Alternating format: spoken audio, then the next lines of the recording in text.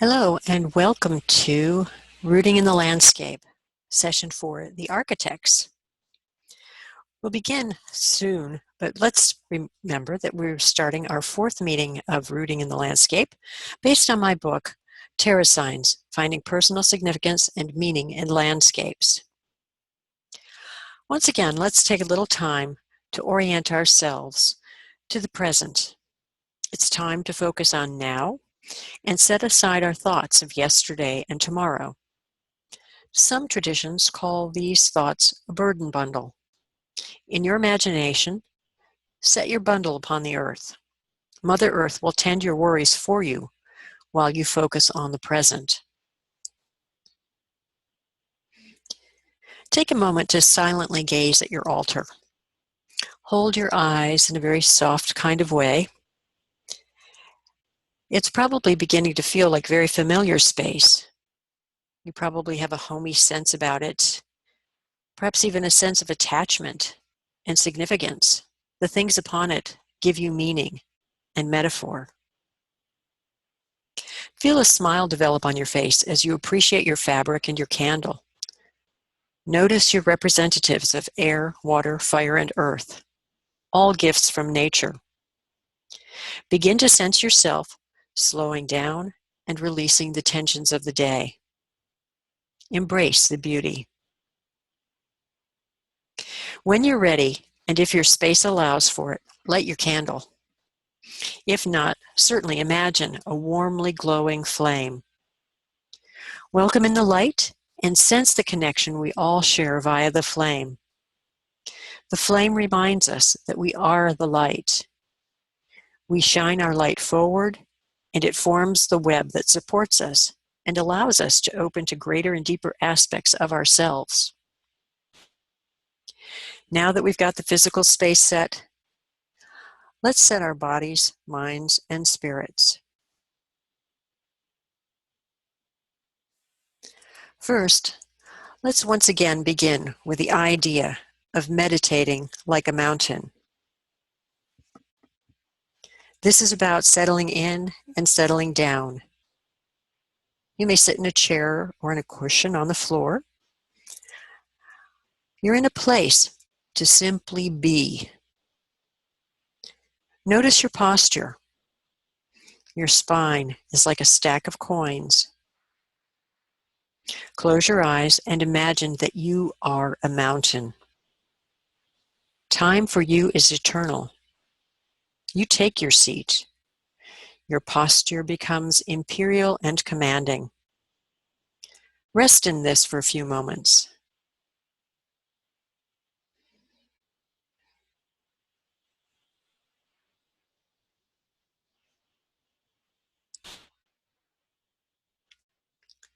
Feel what it's like to have this seat, to hold this posture.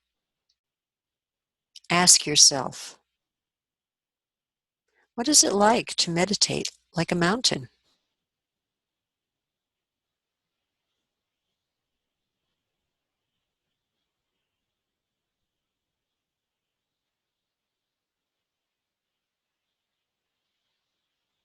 Now, let's orient toward beauty. In one tradition, the next step is to meditate like a poppy, a beautiful flower. Since you have a natural object of beauty on your altar, you may use that as a focus. Meditate like it. Sense it in as many ways as possible. Reach out to it. Physically touch it.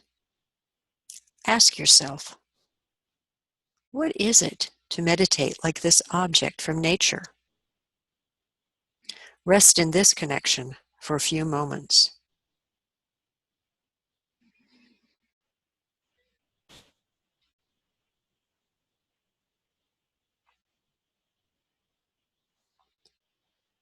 Can you notice where you're having thoughts about your object? Is the action somewhere in or near your head? Or is it somewhere else? See if you can move that action into the area of your heart very, very gently. Extend to your object from this place, sensing the beauty and the light. Now ask yourself, what is it like to meditate like this gift from nature?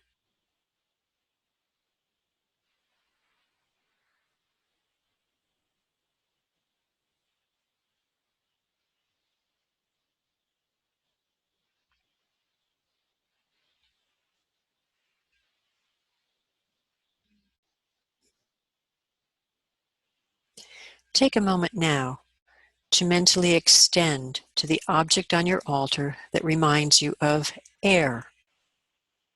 Sense its beauty. What is it about this object that speaks to you of air?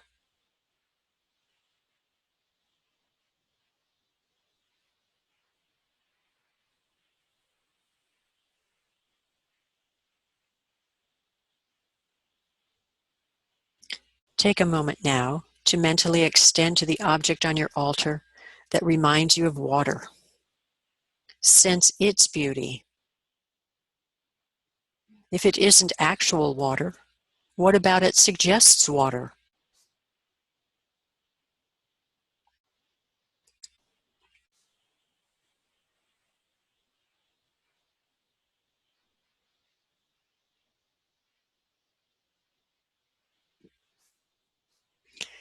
Mentally extend now to the object on your altar that reminds you of fire. Sense its beauty. Did you feel the need to add something beyond your lighted candle?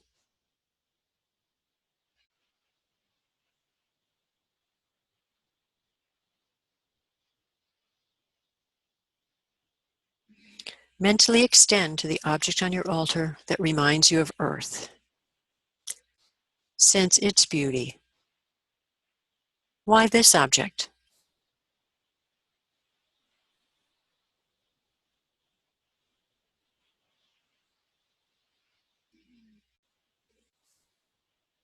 We have established our seat. We have sensed beauty. Now, let's meditate like the ocean. The ocean is a vast landscape. It's a place of great cycles, great tides. It's a major source of the oxygen we breathe. As we meditate like the ocean, we notice our breath.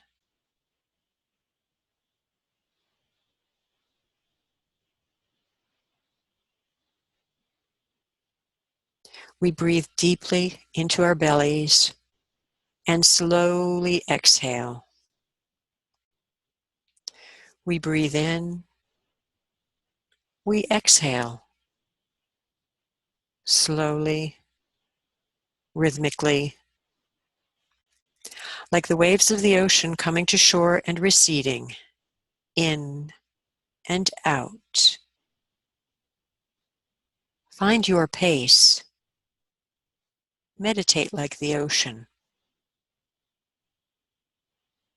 Let's rest here for a few moments.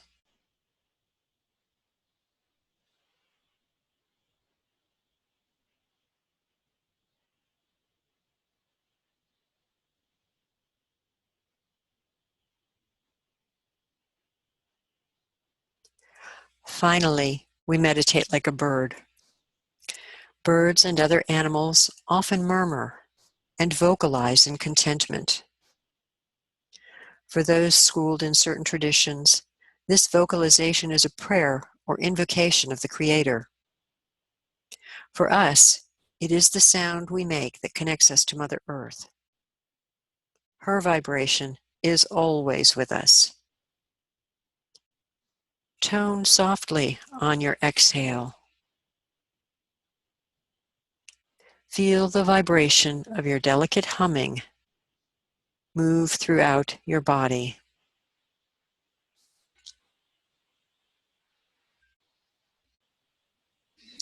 As you tone, extend your awareness out from your body to encompass your altar, the room you are in, your neighborhood, your city, the countryside, and as far as you can.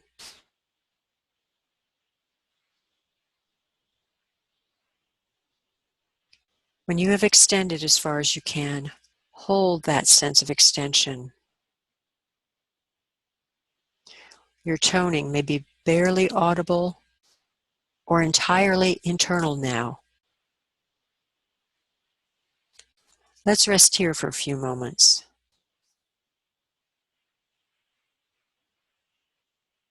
And we'll have a few moments of silence.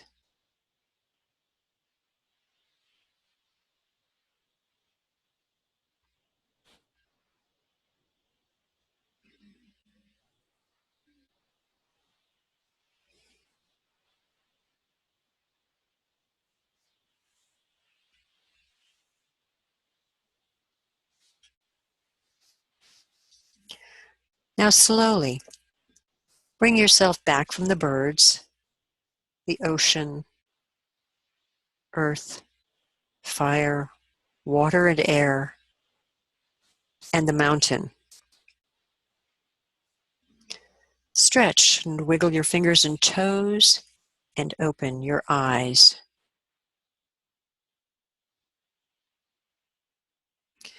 In an invocation, when you call to the spirits of your ancestors and to the spirits of the elements and to the helping spirits that you have some relationship with, you're calling on many, many different worlds.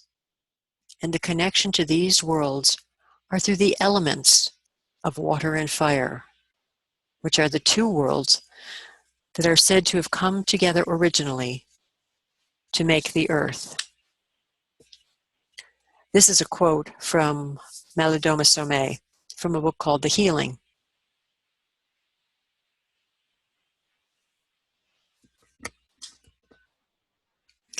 Let's begin with our discussion of land and landscape. Up to this point, we've talked loosely about landscape, and we've focused in a more general way upon Mother Earth. To recap a little bit what we've looked at the idea of the bedrock. This is our foundation. It's a foundation of belonging and connecting. We've also looked at the surface, how we interface with Mother Earth. And this is a bit about perceiving and responding. And we've also looked at origins, the sense of Mother Earth and her children coming into being through story and naming. And as we look at that, we expand our understanding of naming to include record keeping and the idea of lessons that come with that. We've learned it a little bit. Story and naming are an attempt to bring the world of gods, the gods, which is the cosmos, to us here on Mother Earth. And all of this has been done from a very human-centric point of view, how we as part of the great human family open to experiencing our relationship to Mother Earth. Today, we're making a bit of a shift. We are going to look at Mother Earth and the way perhaps she expresses. So what are the distinctions that we need to make in order to recognize her many faces? The first one is this idea of country and countryside. Once again, the land and the landscape that I'm talking about is not country in the sense of a political unit that's been crafted by humans. I'm talking about the countryside.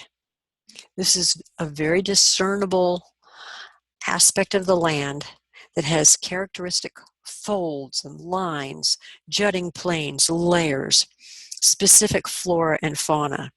It's not empty or featureless, though it may seem to be very stark at times. Sometimes it looks like it's been chopped up by an axe or flattened by a roller. It's tumbled, it's twisted, it's stretched, compressed.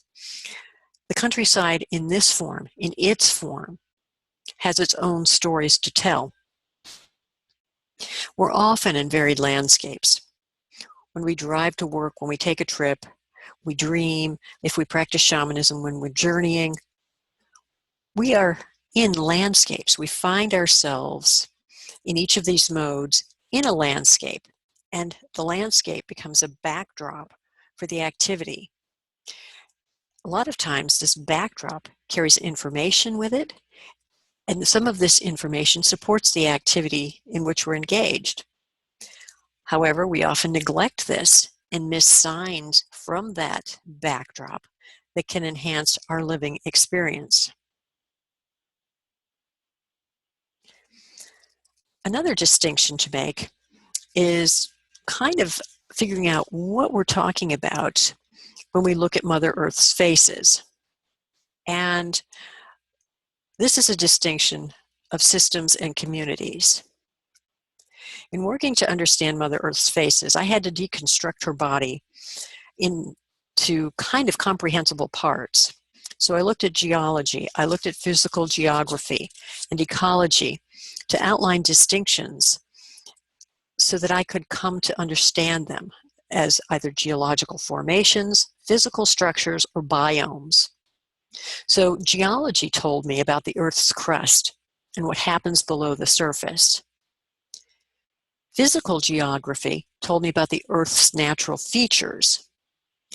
And ecology told me about the organisms that blanket Earth's surface and their close associations to natural features.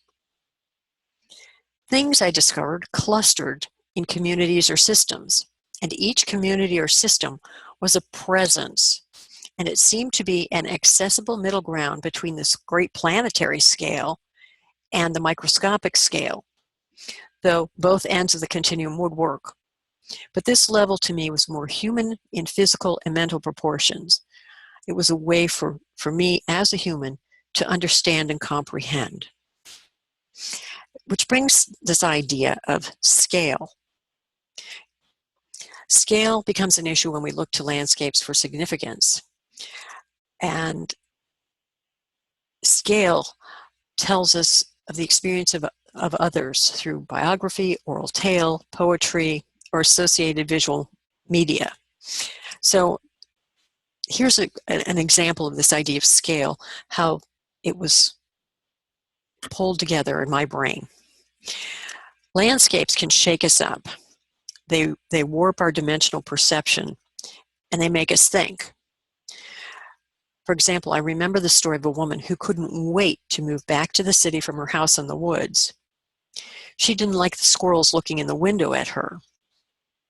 So there's this idea that there's foreign life. We have a different scale of existence in certain landscapes. As we expand beyond our human sense, we get a sense of the foreign or the other. So that's one way scale works. Scale can also work in terms of size. And I think that's probably one we can understand most easily. And one of the stories I recall about this was that pioneering women who went across the prairies would sometimes go mad because they couldn't accommodate the vastness of the prairies in their experiences. It challenged them. It challenged their sense of humanness. When the human is dwarfed, there's a real dissonance that can happen within the self. And so even redwood trees dwarf us. And sometimes that's one of those invited moments of shaking us up. But other times it really can be disturbing. So scale becomes an issue. And then there's age. Against the rocky tumble of a moorland, when you see the ancient lichen clinging to stones, we're almost mocked as infants because some of these ancient forms are just so old that we're nothing but babes who spend a brief flick of time before we're gone.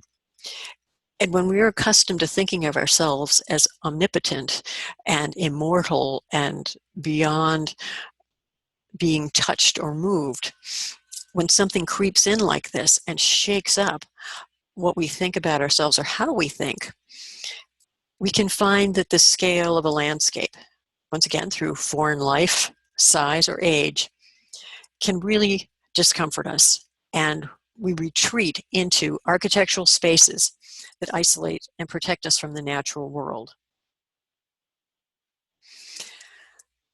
Another thing that comes into play besides this idea of scale, is the idea of community or system. One of the ways that you can think about this is through the macrobiotic diet. I'm not saying that this is a philosophy for everyone to follow, but for those who adhere to the principles of that, their understanding is that it's better to eat food that's grown locally. The idea behind this is that all life within a particular region or district has had to learn to live together. They've had to share air, water, earth, and because of that, a certain level of harmony has been realized. So for those people who eat locally and practice macrobiotics in that way, if they find themselves consuming food outside of their particular area, it's recognized that they're introducing a different quality, and this different quality may lead to an imbalance, which leads to disease. This idea is reflected in a lot of plant spirit workers who recognize that the strongest plants that they have available to them are those within just miles of their home. And this, once again, corresponds to this idea that shared environment creates a certain kind of harmony. So thus, the idea of scale and community systems begins to inform us as we look to land and landscapes. A third idea enters the equation when we come to understand that there are systems at work in which various harmonies are expressed, and as we begin to probe a little deeper, there's this notion of intelligence. There's something there doing all of this. So what is the intelligence that Mother Earth is expressing in land and landscape?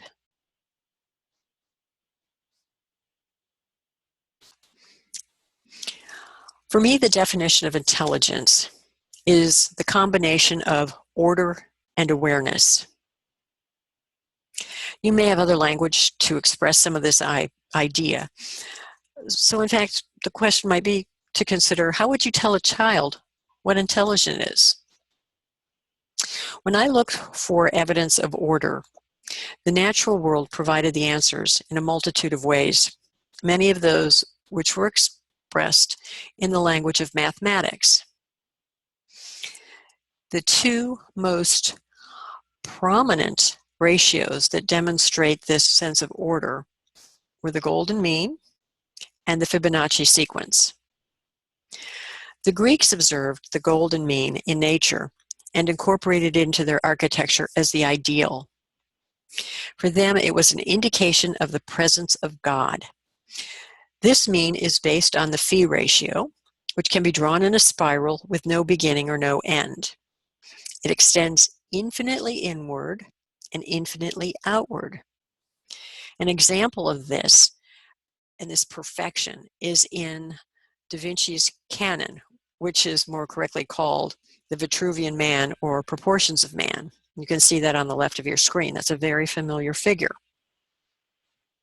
The phi ratio is seen in the proportions, such as the distance of the navel between the top of the head and the bottom of the feet, the length of the hand and the bone of the forearm, the length of the foot and the tibia, just to name a few. And the structure of animals also is in accord with this phi ratio. Then there's the Fibonacci sequence. It's written as 1, 1, 2, 3, 5, 8, 13, 21, 34, 55, 89. It expresses a sequence, and it can also be represented as a spiral. However, this spiral has a very fixed beginning. It's a really close approximation of phi as the spiral moves outward. And some of the examples of this sequence, this ratio that we see in nature, for example, are pine cone seeds, you can see that to the right, and the fruitlets of a pineapple. So looking at these ideas of spirals in our universe, they can be mathematically expressed, and that language can be expanded to encompass the encoding of light, sound, musical harmonies, and life. It's its form and structure. We see spirals in galaxies, and we even see spirals in the electromagnetic field that's produced by the human heart. Because these geometries are so powerful and fundamental to our understanding of life and our evolution, we're led to the conclusion that something must have ordered things. And this conclusion implies to me the second aspect of intelligence. We've got this order, but now we have awareness. So what is awareness? Awareness is this. You're listening to my voice, you're watching the computer screen, you're thinking about what I'm saying, or whatever else is going on in the room around you. There's a part of you that's awake, overseeing all of this. When you begin to subtract the input from your eyes, what's coming into your ears, your body, temperature of the room, how you feel on your chair, your ego, and your sense of individuality, you still have a sense of awareness or presence. As you practice stepping away from all the input, you're developing the ability to be aware of awareness.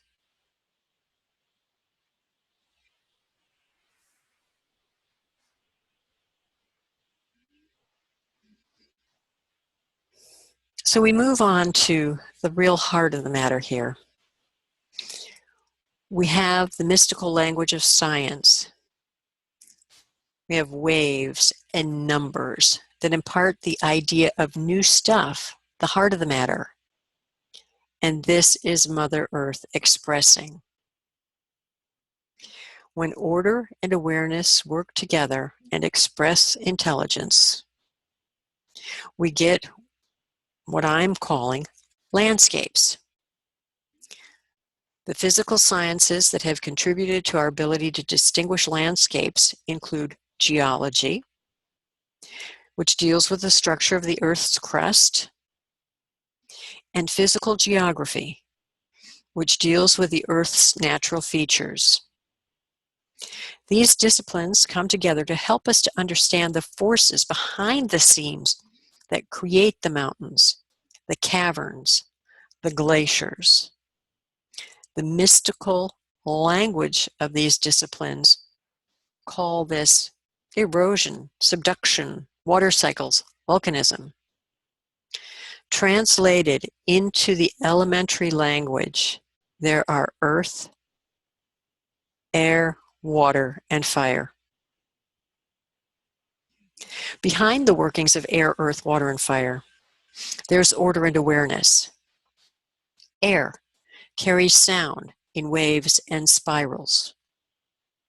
Earth grows crystals in platonic solids. Water flows in waves and currents. Fire, in the form of electromagnetism, moves in waves and spirals. Waves, light, motion, all can be mathematically represented. We attempt to establish a relationship with the intelligence of each in order to work with it, to enlist its support and establish harmony. To do so, we must first acknowledge the existence of each, air, earth, water, and fire, and show respect. We are beginners.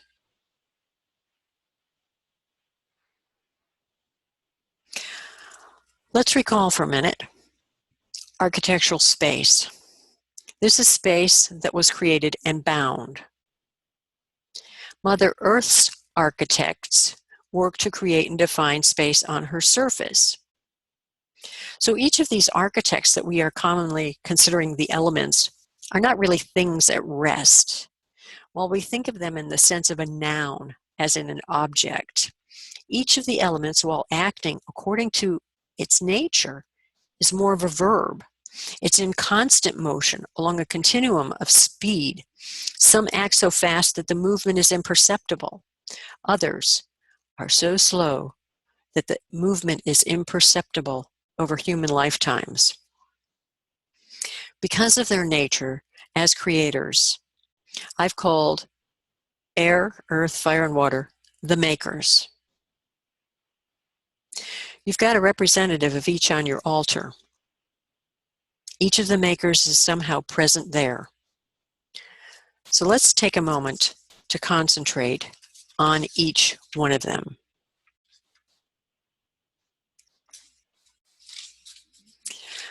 For a moment, pick up your representative of air. As you do this, begin to kind of drop your awareness into your heart. Begin to see if you can perceive from your heart space. Air surrounds us and is the breath of life and inspiration. As a maker, air is the wind that carves the window into rocks and cliffs into hoodoos. It is air that carries the clouds that race across the sky. Air is sound, vibrations, and silence, and we can learn much from the dust devil air whips up from the desert or the gentle tug of air upon our hair at the beach. What's your relationship to air? What associations do you have with it?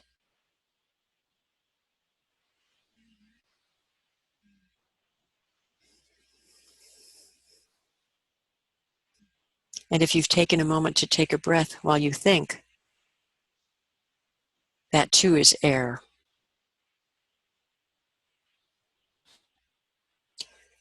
Return air to your altar. Now, pick up your representative of water. Staying in your heart, perceiving from your heart, think about water. How water makes up most of our bodies. It's the pelting force of rain, the flowing power of river, the grinding force of a glacier. There's still water, flowing water, tides, currents, waves. Water dissolves rock. All this water motion works upon the surface of the land, sculpting it, shaping it, and transforming it moment to moment. Water can move quickly, as in a tidal surge, or move very patiently, as in the slow drip, drip, drip that over hundreds of years makes a stalagmite. What's your relationship to water? What associations do you have with it?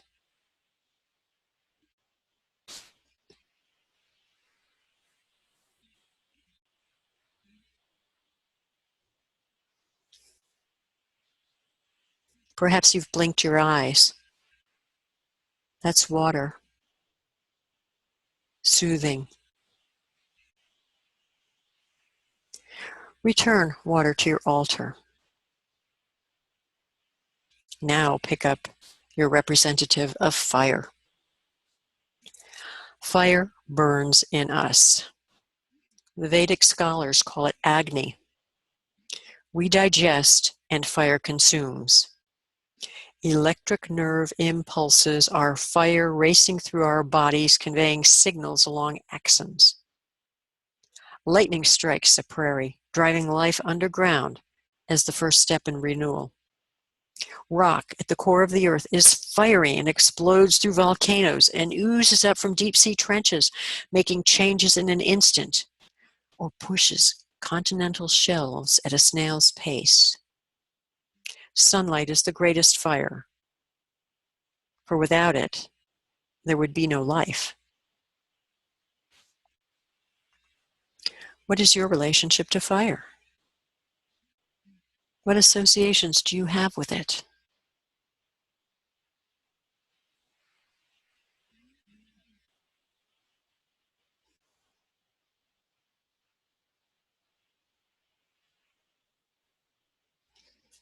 Did you snuggle in a sweater before you sat down to this program? Or did you perhaps take off something heavy that was too warm? Fire. Return fire to your altar. And now, pick up your representative of Earth. Earth is the rock, the foundation, the solidity upon which we tread.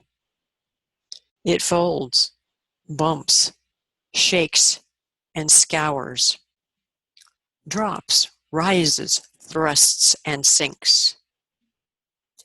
At the level of ingredients, Earth is mineral, soil, vegetal matter. Earth is the sphere whirling through space and the grains of sand carried on the wind, carving exposed stones into ghostly figures. Earth is pressure that moves continents and sedimentation that builds up deltas. What is your relationship to Earth? What associations do you have with it?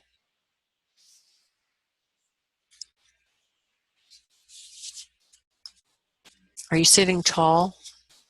Do you feel the bones of your spine holding you erect? Earth.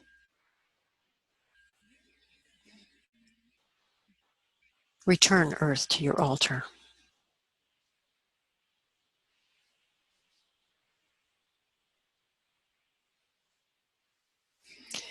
It has been said that the makers are amoral.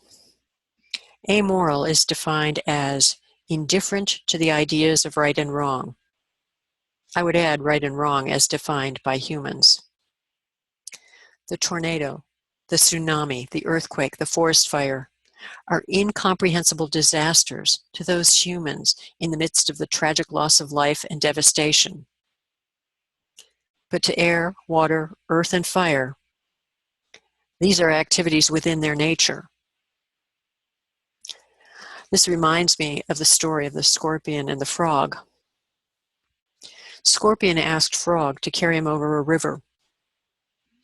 The frog was afraid. I don't want to be stung.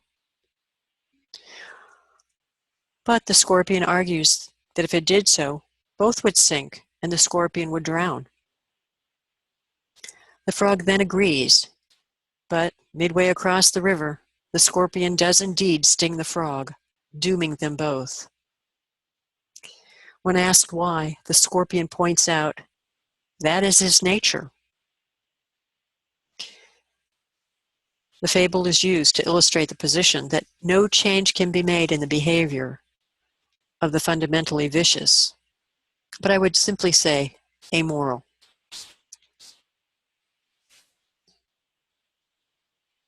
So let's review this idea and revisit this idea of order. While the makers are the great agents who provide the energy, there are other organizing entities in the landscape, and I've called them guardians and keepers.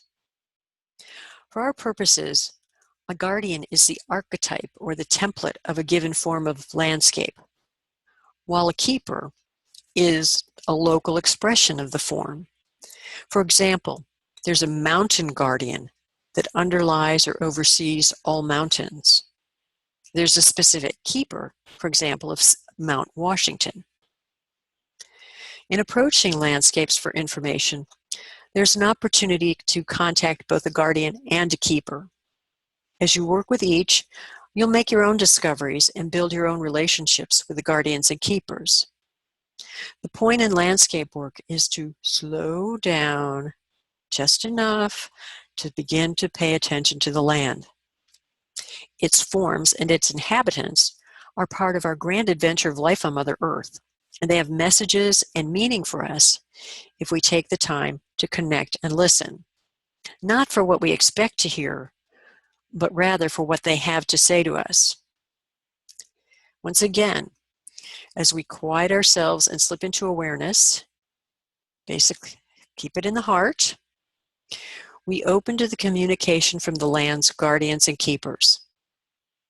When we feel the tug of wind, hear the words spoken by water, and respond to the push or pull of heat, and settle into the surety of the ground, we can be changed, we can be touched, we can be moved. And this is the moment when we've crossed into the sacred. So let's take a moment to consider the territory where we live. What's the most prominent feature you have near you? What makers are involved in the feature? What's the guardian, the keeper?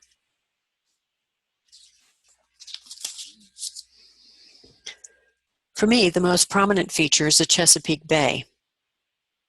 While all the makers have been involved in the bay over time, water and earth seem to dominate. Earth defines the contours, water fills it. The guardian is the template of bay, while the keeper is specific to the Chesapeake Bay. So consider those features near you. How does your feature compare to others of its kind? Is there something about it that makes it special as a feature? How is it special to you? When we consider features in the landscape, we often look to the feature that overrides the others. When there's a huge mountain, we sometimes neglect the valley. We see the cave, but we disregard the underground river. Landscapes define each other, and the interplay puts this idea of betwixt and between space back into the picture. Liminal space is literally a space upon a threshold. When you stand on the threshold of a doorway, you are betwixt and between places. You're neither in your house or out on your front porch. Or are you in both? If you stand on the shore of the ocean, you can be in the ocean and on the beach. On a slope, you can be in the valley and on the hill. Where does one become the other? The magic comes in the interface and the sudden shifts of perspective when your attention is moving from one form to the other. The gift is not so much one or the other, but both at the same time. And this is where power is held. In the lessons about power, Don Juan told Carlos Castaneda that twilight is the crack between the worlds. The world, according to Don Juan, had potency during the liminal times of twilight and pre-dawn, when it's neither night or day, but rather a little bit of both. Liminality is like the gap that you seek in awareness meditation, where the input from your eyes, your ears, your body, your ego, and your sense of individuality is subtracted, and only presence or awareness remains. This is a vast place where infinite possibilities reside, and that's power.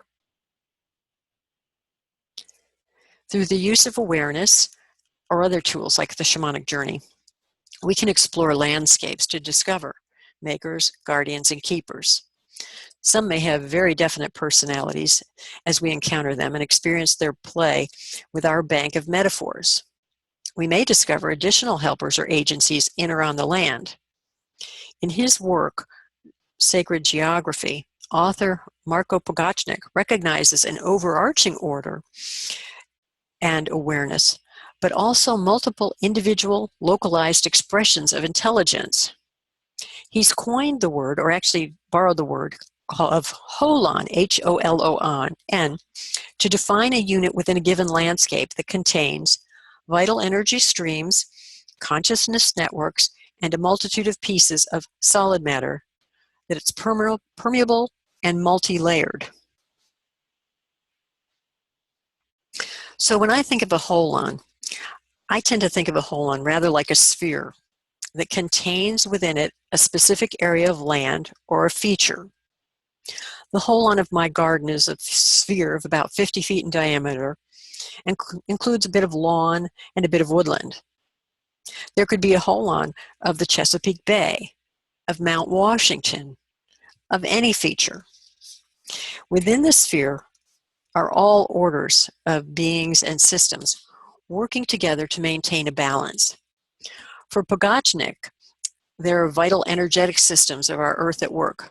He's got breathing systems with which he's connected, grounding centers, heart centers, yin-yang systems.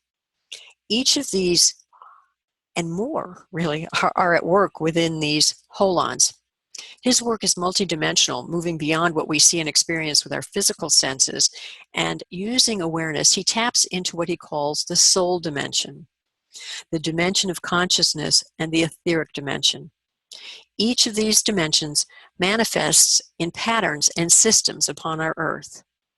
Each is affected by human action, and each requires attention and oftentimes help to function properly.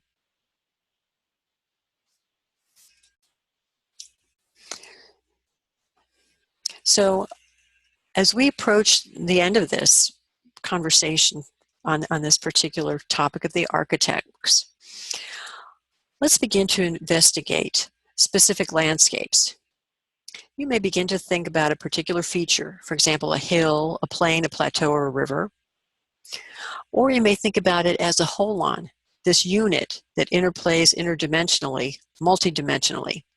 Either way, we'll begin at the beginning, describing our experience of place and mapping our territory. So before next time, you'll have an opportunity to describe where you live, an opportunity to map where you live, and an opportunity to use this idea of sensing where you live, and begin to explore the landscape around you.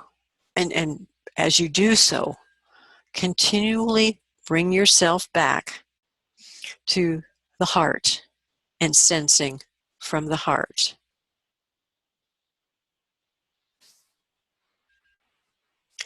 So as we close today, let's relax once again and take a moment to focus on our altars. We've covered a lot of ground today. Notice once again that each of the makers is present on your altar. Each is an integral part of you. Thank them for their work that forms your body and Mother Earth. Acknowledge the candle, which represents your inner heart light, that's part of a vast web of consciousness that extends in all directions and into all dimensions. Take a moment to breathe and connect to the ocean, which is another metaphor for our participation in a vast ground of being. Take a moment to honor the intelligence humming all around us. Sense the order of all things. Recognize your ability to experience awareness. Feel gratitude for our Mother Earth, who gives us nurture and shares with us her awareness. Feel the power in the great systems of which we are a part. Power that flows to us through the makers. It's up to us how we approach and use that power. It is up to each of us to make wise choices as we step out into the world and interact with all the great forces of nature and life.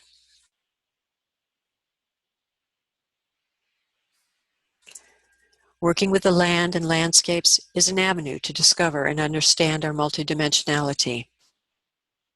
It is a doorway to expanding and developing our consciousness. As we do this, we serve the world, our Mother Earth, and all our relations, the stones, the plants, the animals, each other, and our typically unseen cohabitants. Our hearts can grow, and we can find the passion and courage to stand in our loving authenticity and be. Touch the earth, light your inner fire, and shine. And from me and from Wendy, we thank you for sharing your day with us.